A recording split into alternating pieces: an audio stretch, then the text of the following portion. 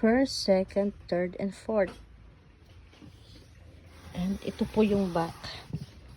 Ayan. Ayan yung back. May up. Kasi ito yung nasa taas. Para hindi po mabaliktad. Ayan. Tapos ipakikita ko naman sa inyo yung fourth layer. Ito yung takip. Yung takip may hawakan pa sa ibabaw. At ito naman yung fourth layer. Ayan. Ito naman yung third layer. Ayan. At ito naman yung second layer. Walang separator. At ito na yung first layer.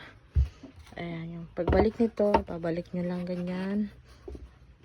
0, 0 po yan. Ano yan?